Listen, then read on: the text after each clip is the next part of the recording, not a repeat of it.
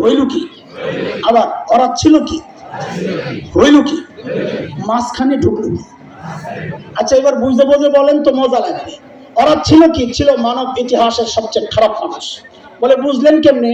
বলে ওদেরকে ঠিক করতে যে আল্লাহ সর্বশ্রেষ্ঠ ডাক্তার আনছেন, বুঝলাম রোগীও বড়। তো ছিল কি? সবচেয়ে খারাপ মানুষ। হইল কি? সবচেয়ে হারে সর্বনাশ। সবচেয়ে খারাপ মানুষটা সবচেয়ে ভালো মানুষ কেমনে হয়? ক্লাসে যেই ছেলে ফেল করে, ও বেশি মেহনত করলে পাস করতে পারে, 1 নাম্বার তো হয় না। কথা বলেন না, 1 নাম্বার হয় না। তো সবচেয়ে খারাপ করা সবচেয়ে ভালো হইলো কিসের ছোঁয়ায়? মাঝখানে কি ঢুকছে? বলে কোরআন সুন্নাহ। কথা বলে না, সুবহানাল্লাহ পড়ে কয় না, আগে কোন কোরআন সুন্নাহ কি ঢুকছে? আচ্ছা একটা কোন, একটার মধ্যে দুইটাই আছে। বলেন কোরআন ঢুকছে, মাঝখানে কি ঢুকছে? কিসের ছোঁয়ায় এই পরিবর্তন? তো আবার বলেন ওরা ছিল কি? হইল কি? মাঝখানে ঢুকলো কি? আচ্ছা এটারে এক পকেটে রাখেন, আরেক পটলা বানাই, চলেন আমাদেরকে নিয়ে দেখেন সাহাবায়ে কেরাম যেই পাপাচার ছাড়লেন, এই সমাজের মানুষ ওগুলোকে শুধু ধরে নাই, আরো বেশি মাত্রায় ধরেছে।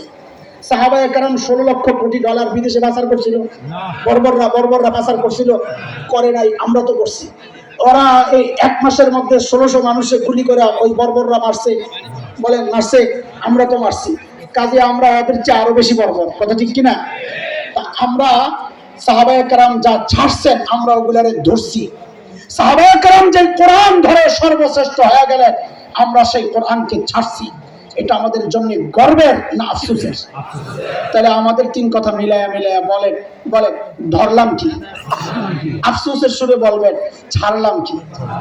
এইরকম মোনাজাতের মতো হাত ওঠান, মোনাজাতের মতো হাত উঠায় কপালে একটা জোরে বাড়ি মারেন আর বলেন আরে করলাম কি? না না, আরে সিফাত মাখরাজ ঠিক মতো আদায় হয় নাই, কলিজা থেকে বাইর করতে হবে। আপনি কষ্টটা কত পাইছেন উচ্চারণ কথা বলবেন। বলেন হাসির কিছু না, বলেন ঠিক করে ধরলাম কি? ছাড়লাম আরে করলাম। ওটারে বাম পকেটে রাখেন। এই পটলারে কয় পটলা হয়েছে রে? কয় পটলা? এইবার আমার ভাই যখন ঢুকে কোনো সমস্যা নাই, 2 পটলা ভিতরে ঢুকাই দিছে, ঠিক আছে না? এইবার পটলা বাইর করে আমরা কথা বলতে থাকি, এর মধ্যে যা হয় কপালে। এই এত লম্বা বাতাস দিলে তো আমার ঠান্ডা লাগবে। আমার গাম দিকে মায়া করলে আমি বয়ন করতে পারব না। এটা ধোকা। এই গাম কি? বাতাস দিলে ক্ষতি বেশি হয়।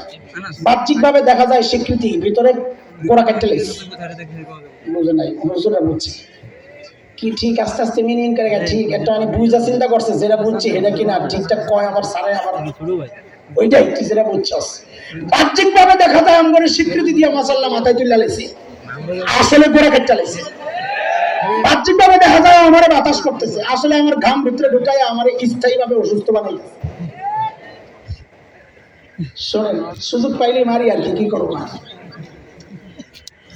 এই পাশে কয় কথা ছিল কি?